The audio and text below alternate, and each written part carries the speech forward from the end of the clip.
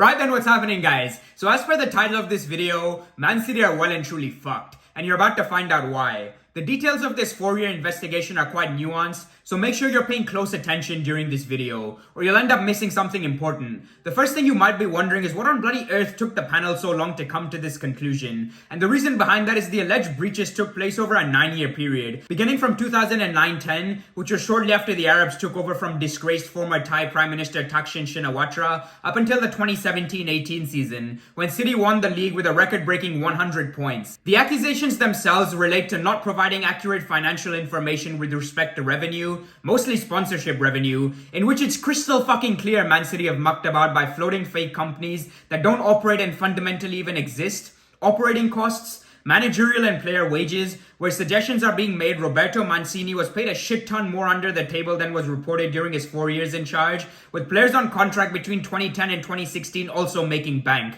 perhaps explaining why blokes like Sergio Aguero and David Silva didn't end up at Real Madrid or Barcelona like most of their compatriots from Iberian or South American backgrounds do. Breaching financial fair play rules, which, let's face it, no one actually knows means, as the likes of PSG and Chelsea blow billions in the market without so much as getting a slap on the wrist. Failing to meet the standards of profitability and sustainability rules, and, last but not least, refusing to cooperate with authorities during their investigation. Quite clearly, City's lawyers are about to have their hands full. Now, in case you're wondering, all this would hypothetically mean that Man United get 2 more league titles for the 2011-12 and 2017-18 seasons, while Liverpool receive an additional one for 2013-14, should the sanctions be similar to what the Serie A did following Calciopoli, whereby Juventus were stripped of multiple league medals with the runners-up given champion status. Needless to say, Brendan Rodgers and Jose Mourinho would have a field day if that were to happen, with their respective legacies going up a couple of notches. Obviously, it was not so long ago that Man City had a 2-year ban from European football overturned by the Court of Arbitration for Sport, so you can be forgiven for thinking nothing concrete will come of all this. But one key difference is that this case cannot be taken to CAS,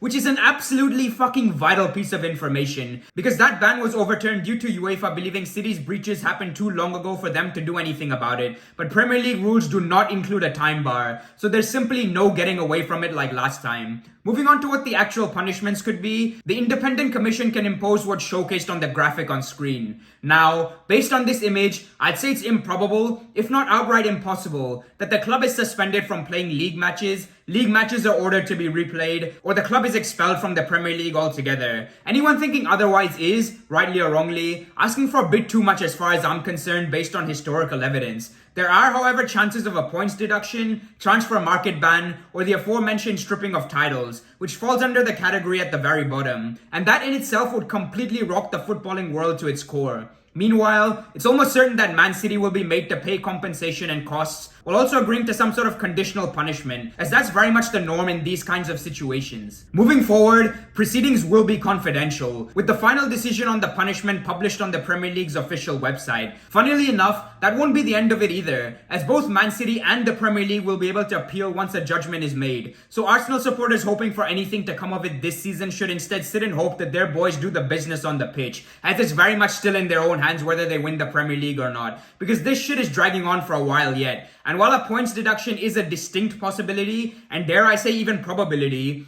it will have to wait until at least next season at the very minimum. From Man City's perspective, they're aggrieved that they weren't given an advance warning about the Premier League statement earlier today, and that the timing of its release coincides with the soon-to-be published white paper on football governance, which is essentially evidence being used by the Prem to show the world that it can govern itself without outside interference. And while I do believe there's a political agenda taking place in that regard, Man City are as guilty as sin. It is undoubtedly unfair that all this is happening to them while a club like PSG continuously get away with murder. It doesn't change the fact that they've partaken in some next level fuckery themselves. In May of 2022, Pep Guardiola said the following: "When they're accused of something, I ask them, tell me about that. They explain and I believe them. I said to them, if you lie to me, the day after I'm not here. I will be out and you will not be my friend anymore. I put my faith in you because I believe you 100% from day one." If the man remains true to his word, we could see City fall back down just as quickly as they've risen to the top very soon. All in all, it'll be fascinating to see the final outcome of this case because some big names with deep pockets are about to be humiliated one way or another. Please do let me know what you guys think of this down below, and if anything I said was unclear. There are some minor details I've omitted, but they're essentially boring technicalities that no one really gives a toss about. Cheers, and I'll catch you in the next one.